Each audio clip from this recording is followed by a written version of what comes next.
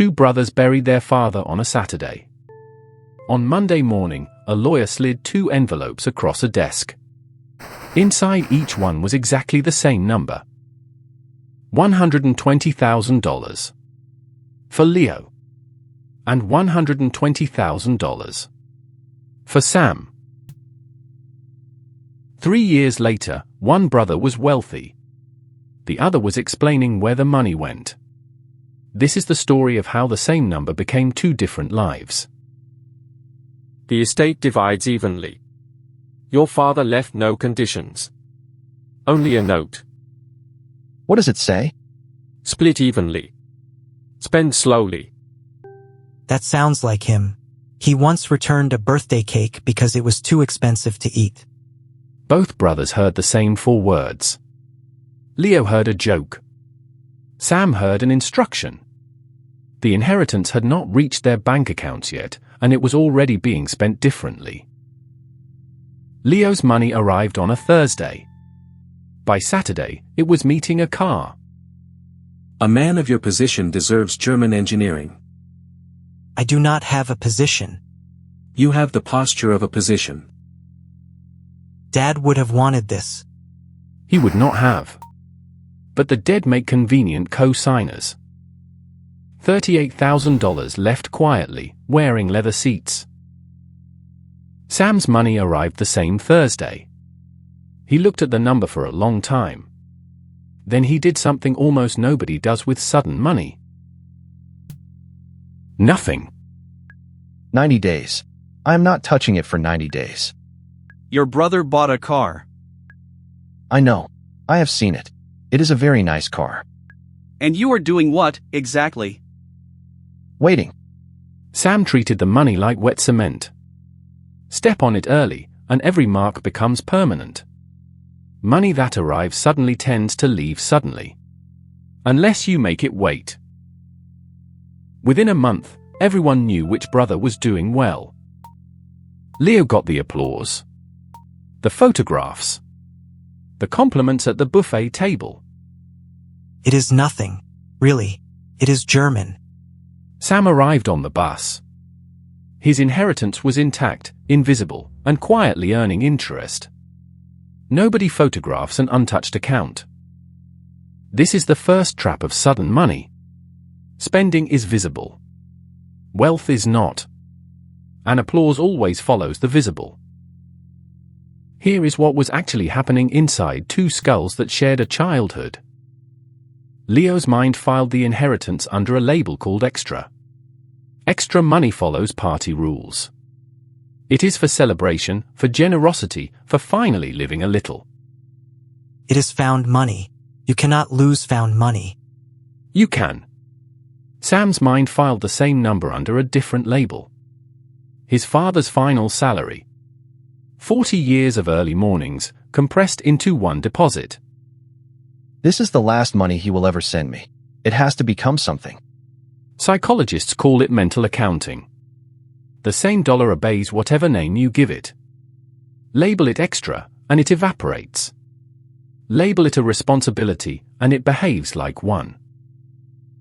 In month 3, Leo found a business opportunity. Which is to say, a friend found Leo. Lounges print money. Music, lights, tables. You are basically a mint with a DJ.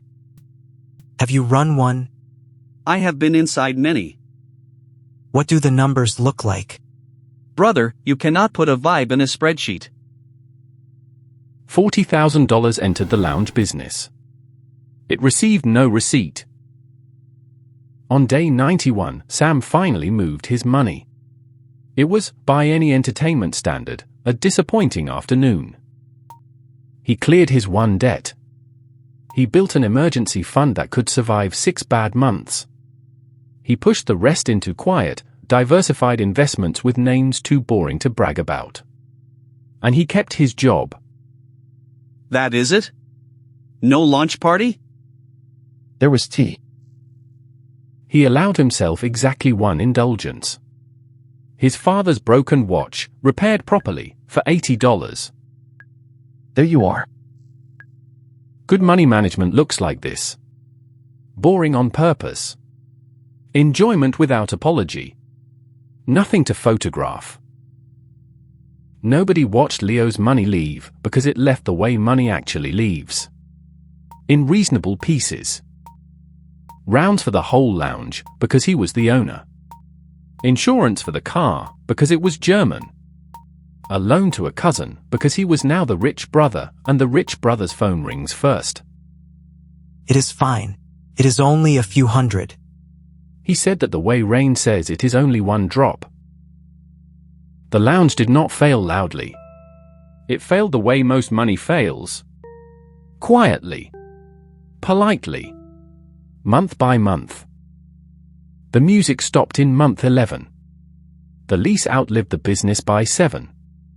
And the car, now 3 years from fashionable, needed a repair that cost more than Sam's entire emergency month. Okay. It is a rough patch. It was not a patch. It was the fabric. The brothers met at a cafe near the old house. Leo arrived in the car. He had to. It no longer had a working reverse gear, so he parked where the future could not be required. I need a bridge. 6,000. 2 months, maybe 3. What happened? Life happened. Not all of us got lucky. Leo, we got the same amount. The sentence sat on the table between them. Neither brother touched it. Same Thursday. Same number. Same dead father. You have always been good with this. I am not built for it. I stared at that deposit and wanted a boat. I'm not built for it either. I just made the money wait until the wanting passed. The inheritance had not made the brothers different. It had walked into 2 sets of habits and simply turned up the volume. A windfall is not a test of intelligence. It is an amplifier of whoever you already are. Sam did not hand his brother cash. Cash would have joined the lounge. I will pay the repair shop directly. And rent, for 2 months. Paid to the landlord, not to you. This is humiliating. It is a Tuesday. Dad went broke twice before we were born. Nobody told you? What? Twice. Why do you think the note said spend slowly? He was not being wise. He was being specific. Leo took the arrangement. It cost him some pride. Pride, usefully, is the one expense that gets cheaper the more often you pay it. If sudden money ever finds you, an inheritance, a bonus, a prize, a settlement, the research on windfall suggests one unglamorous move. Park it. 90 days. Untouched. Then give every dollar a name before it meets your personality. Some for the future. Some for the debts. Some, honestly and without apology, for joy. Because the amount was never the advantage. The delay is the advantage. 2 brothers inherited the same amount. Only one of them received it. Every choice leaves a cost. Choose what you carry.